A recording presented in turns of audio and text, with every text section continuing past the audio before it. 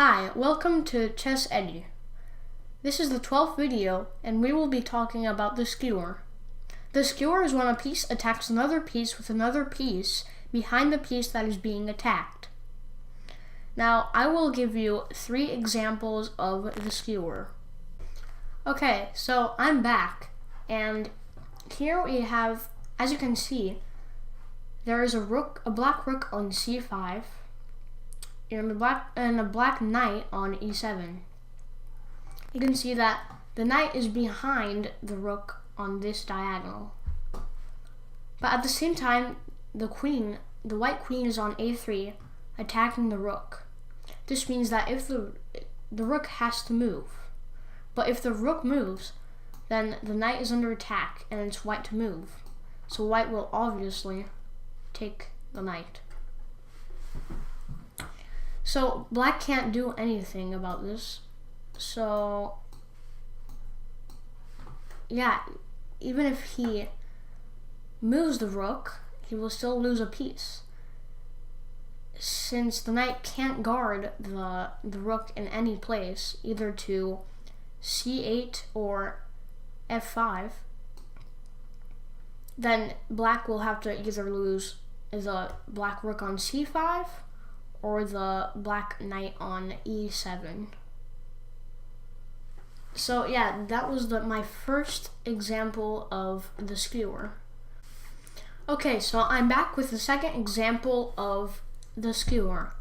So this time it's black to move, and you can see that black has a bishop on g7, white has a rook on c3 and another rook on b2. Black also has another rook on d8, blocking the king from coming to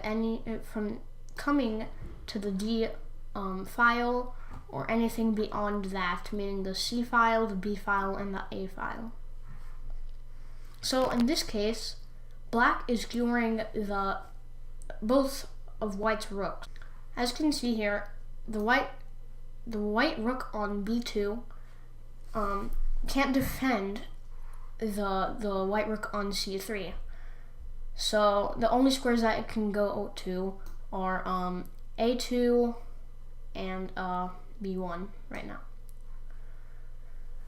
If any of the rooks move, or if they don't move and white decides to either move the b3 pawn or the king on e1, white will still lose a piece because of bishop takes c3. But if white decides to move his rook anywhere, right there,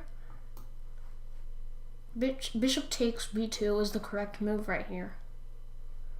After that, rook takes f7, king g8, and white is in big trouble here with black being up a bishop. So now you can understand that if white moves any of his rooks, white will still lose a piece. You might see a failed tactic here for white. He might be like, oh, I found a good thing. Rook d3.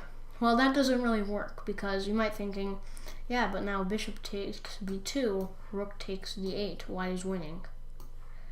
Well, not in this case, because you have to change the move order for black. Black first takes the rook on d3. White has no choice. He has to take or either move the rook from the attack, his opponent, the bishop that's attacking. So white just decides to take with the pawn. Take the rook on d3 with the pawn. Then finally the bishop takes on b2 with a bishop and a pawn up. So yeah, white might have thought he had a good idea there, but it just didn't work because black had a different move order that he can do and he can have to win the game. So that was my second example of the skewer. And now I'm going to prepare for the third one. Okay, so I'm back with the third example of the skewer, and this time there's no kings, no other pieces except for a rook, a white rook on e2, and a black bishop on e6, and a black knight on e7. As you can see here, it's the same scenario as the last two examples that I gave you, and the white rook on e2 is attacking the bishop on e6.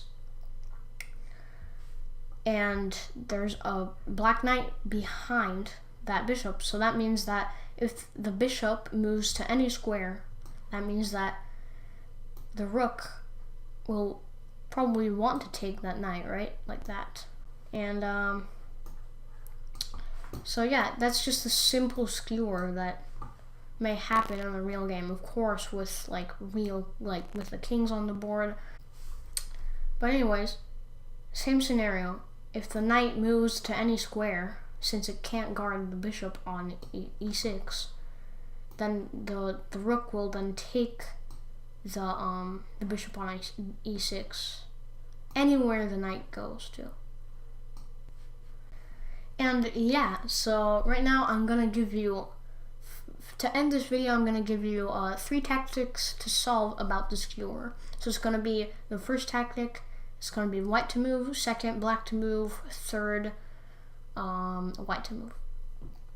So yeah, I'm going to set those up, and yeah, I'm going to be right back. Okay, so I'm back with the first tactic that I will give you, and I will give you 10 seconds to solve this, and you also may pause the video. It's simple, and I hope you can solve it. So 10 seconds starting now.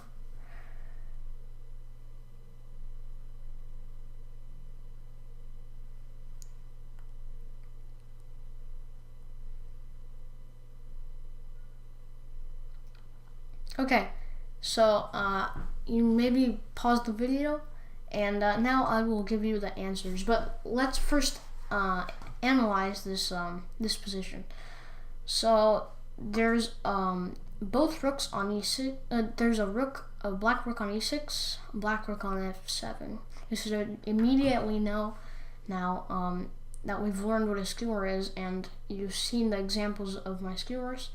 You should at least know immediately, or after about 3 seconds, that there might be a skewer opportunity for white. So now you can see that you can see immediately that both rooks are behind, or like the rook on f7 is behind the rook on e6 on this diagonal right here. So now with this bishop on c2, you can now immediately see the answer to this problem if you studied it carefully. So the correct move here is bishop b3. This attacks the rook on e6, and the same scenario as the last 3 examples that I gave you. If the rook goes here, rook takes, and then takes, and then takes right here. So it's the same scenario as one of the examples that I gave you before. But also, if the rook moves anywhere, then white can take the f7 rook. So yeah, that was my first tactic, and now I'll move on to the second tactic that I will give you. Okay, so I'm back with the second tactic that you will have to solve, and now it is black to move, as I said before. It will be white to move on the first, black to move in the second, white to move in the third. So right now we're in the second example. Okay, so let's analyze the position before we do the tactic. And you can see that both knights, the white knights, the one on e4 is in front of the g2 knight right here in this coordinate on this diagonal. And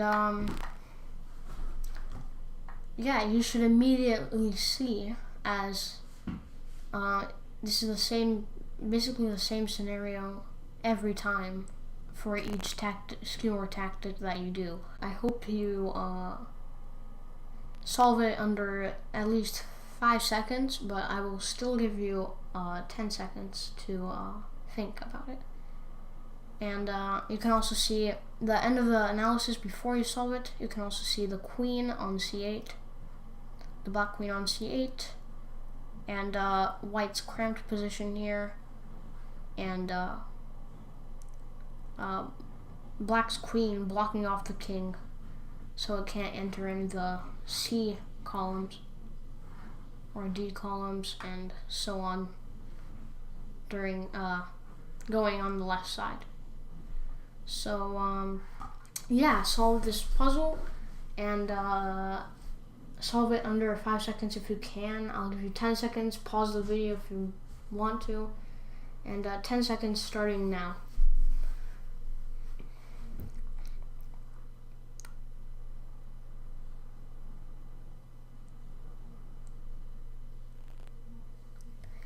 Okay, so I'm back with the answer, and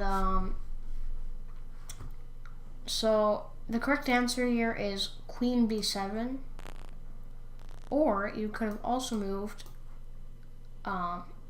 queen c6, or else you could have also moved queen a8. So there were 3 answers to this problem.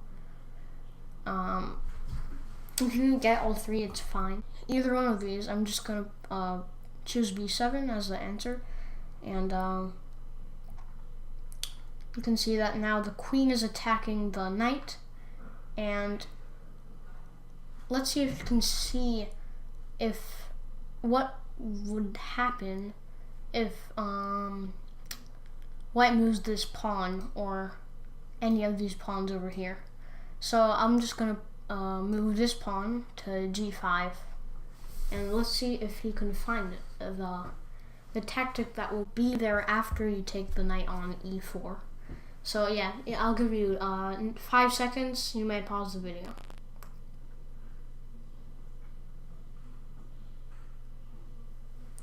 Okay, so queen takes e4, check is the correct answer.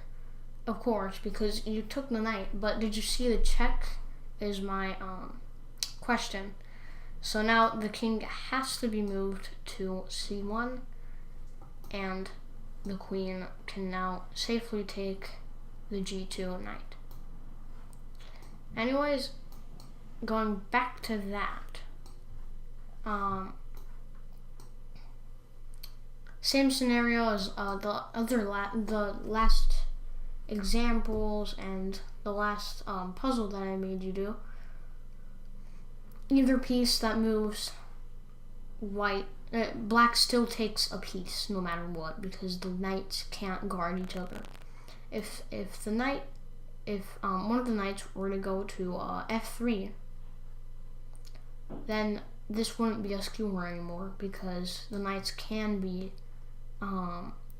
I mean, it would be, but it would be a fail to black, because just knight d2 or knight g5, just guarding this knight on f3. So anyways, yeah, that was my second example, and now to the third tactic. Sorry. I'm gonna set up for white to move. Okay, so I'm back with the third tactic, and now I'm just gonna give you time to solve it, but first let's analyze the position again. The bishop either has to move to c7, I mean any of these squares on the board, like all these squares that I'm bringing the bishop to. But either one of those squares leads to a pawn being destroyed by rook takes e6. But rook takes e6, I mean, if you want to, you can also do it with the bishop, but I wouldn't do it right now because of the bishop, the black bishop on c3 attacking the white rook on e1. And now it just takes, and then white is just dead right here. So right here, if well, even if the bishop is on any one of these diagonal squares, except for d5, of course, because of pawn takes d5, even if it were to be here or here or here, it would still be a skewer. So if the bishop, the black bishop goes on to c3, attacking the white rook on e1, do rook takes e6. And if the bishop goes on any one of the squares except for g3 or c3, then let's say it moves here, then white can also take with the bishop, but I wouldn't really recommend that, because then you would be in some sort of a pin right here. White would be in a pin right now, because if the bishop moves anywhere, the white bishop moves anywhere, then white just loses the rook. But now it's black to move. After that move, let's say right here, white rook can easily go to e2, and then after that, bishop g4, securing the e2 rook from the e7 black rook. So I hope you enjoyed these 3 tactics, and I hope you enjoyed this video. And be sure to like and subscribe. And yeah, bye.